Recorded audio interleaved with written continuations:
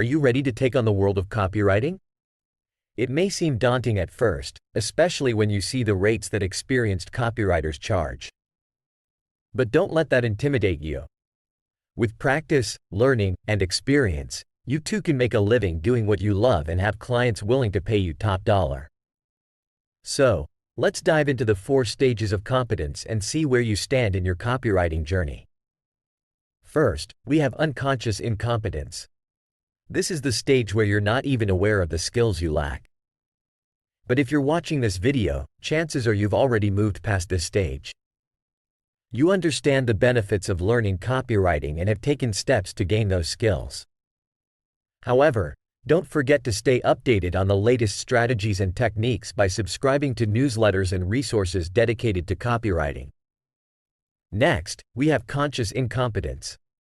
This is the stage where you recognize your deficiencies and understand the value of learning and developing your copywriting abilities. You're investing time, resources, and effort into learning about copywriting through courses, books, and seminars. This is the stage where you gather as much information as possible and practice writing. Don't be afraid to make mistakes or seek feedback from other copywriters. Then comes conscious competence. At this stage, you've gained enough knowledge and practice to produce decent copy. You can apply the general guidelines and principles of copywriting naturally. As you write, you analyze your work and continuously seek feedback to improve. This is the stage where you can start seeking out clients and building your career as a copywriter. Lastly, we have unconscious competence. This is the highest level of mastery in copywriting. Copywriting comes naturally to you, and you can produce high-quality, converting copy without consciously thinking about the process. Junior writers may look up to you for advice and feedback. Remember, mastery is an ongoing journey, and there's always room to learn and improve. To apply your knowledge effectively, there are 2 tips I want to share with you. First, practice regularly. Set aside dedicated time each week to write and make mistakes. The more you practice, the better you'll become. Second, find a mentor or an accountability buddy who can provide feedback and support. Having someone to exchange ideas and resources with will help broaden your perspective and enhance your skills. If you're looking to take your copywriting skills to the next level, I recently launched my Copywriter's Kit, a comprehensive resource that includes videos, PDFs, MP3s, and worksheets to help aspiring copywriters like yourself. Check out the link below to learn more before I raise the price. Remember, your journey in copywriting is a continuous process of growth and learning. Embrace the challenges, embrace the mistakes, and keep pushing forward. With dedication and practice, you can become the copywriter you once admired. So, what actions will you take from this video? How will you apply what you've learned in your own life? Share your thoughts in the comments below. And if you found this video valuable, consider giving a tip proportional to the value received. You can find the link in the description. Thank you so much for watching, and I hope you've gained valuable insights to further your copywriting journey. Hey there, buddy. Welcome to the Max Sterling channel, where we dive deep into the world of success and ambition. Today, we're going to uncover some incredible insights from the ancient art of war that will help you conquer any challenge in life. So, grab a seat and get ready to level up your strategic thinking and leadership skills. Let's get started. Lesson number 1. Sun Tzu, the legendary Chinese military strategist, once said that the good fighters of old first put themselves beyond the possibility of defeat and then wait for an opportunity to defeat the enemy. Take the example of Muhammad Ali in the Rumble in the Jungle. He used his rope-a-dope strategy, allowing his opponent, George Foreman, to tire himself out before seizing the right moment to strike. Sometimes, victory requires patience and a strong defense. Lesson number 2. Security against defeat lies in our own hands, but the opportunity for defeating the enemy is provided by the enemy themselves. Picture this: during the end of the Han Dynasty in China, a general camped behind the enemy lines to intimidate them.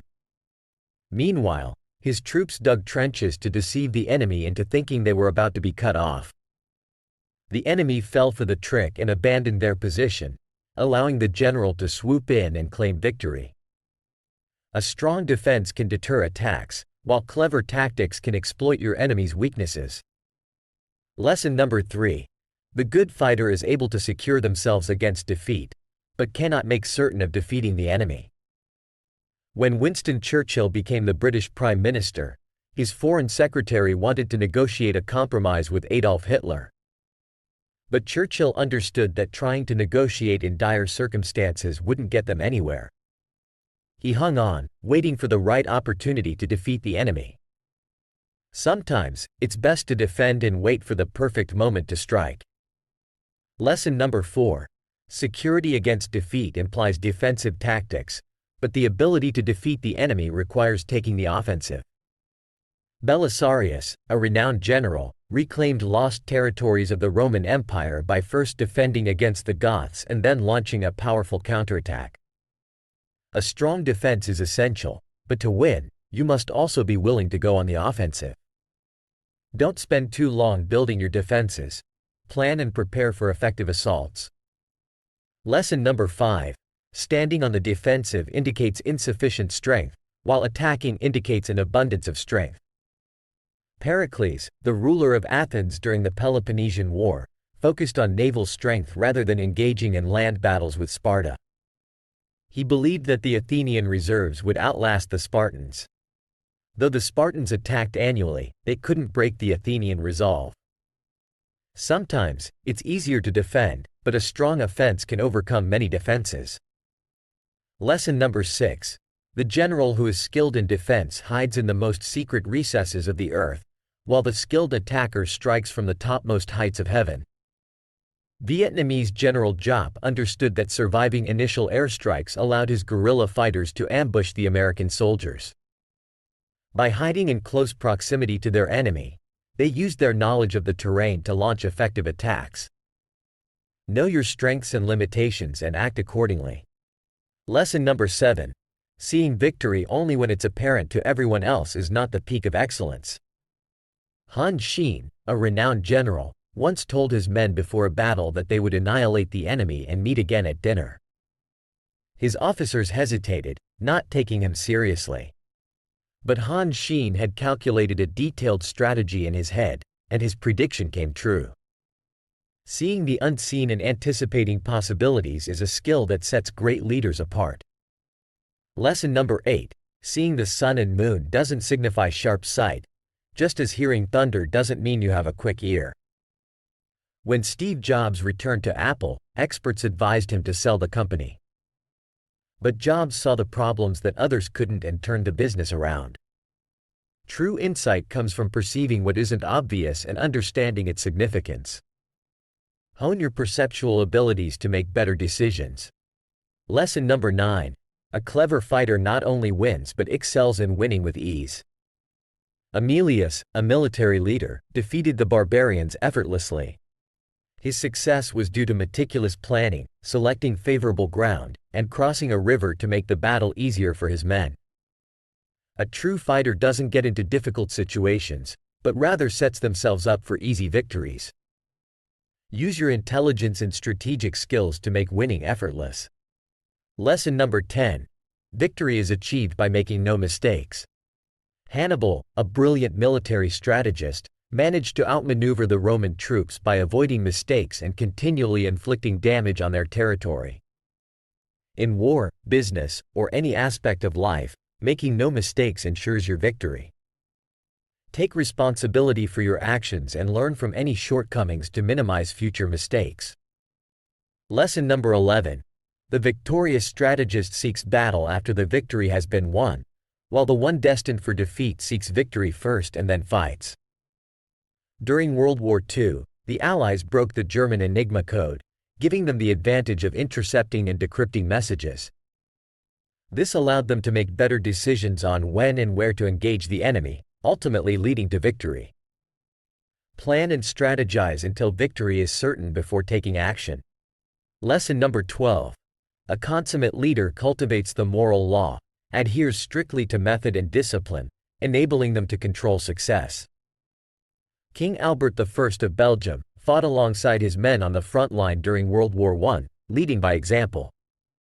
His moral leadership motivated and inspired his soldiers, leading to final victory. Led by values and morals, as they will be replicated by those you lead. Lesson number 13. Victory comes from measurement, estimation, calculation, balancing chances, and ultimately, victory. Duke of Wellington, a strategic genius, always prepared extensively, ensuring supply routes were well planned. Before the Battle of Waterloo, he studied Napoleon meticulously, analyzing his tactics.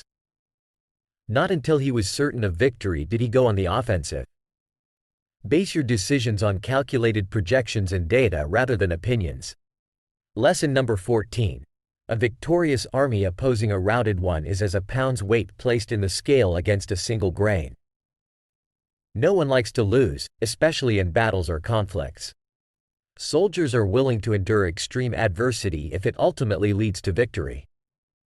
Armies that win have a stronger morale than those that run away. Motivation is a powerful force that can give you the edge in any endeavor. Lesson number 15. The onrush of a conquering force is like the bursting of pent-up waters into a chasm 1,000 fathoms deep. The Battle of Stalingrad during World War II redefined its course. The Soviet victory stopped the German momentum and shifted it in favor of the Soviets. A powerful attack can break through even the strongest defense. Momentum and a series of successes can drive opponents out of the market or battleground. My friend, I hope you found these ancient war strategies as fascinating as I did. Now, it's time to reflect on what actions you'll implement in your own life. How will you apply these lessons to conquer your own battles? Share your thoughts in the comments below. If you found this video valuable, don't forget to subscribe, hit the like button, and smash that notification bell. By doing so, you'll gain access to more valuable insights and strategies to fuel your success. And hey, if you've received value from this video, consider giving a tip proportional to the value you've gained. You can find the link in the description below. Thanks for watching, my ambitious friend. Stay strong, stay focused, and keep conquering those battles. I'll catch you on the next one.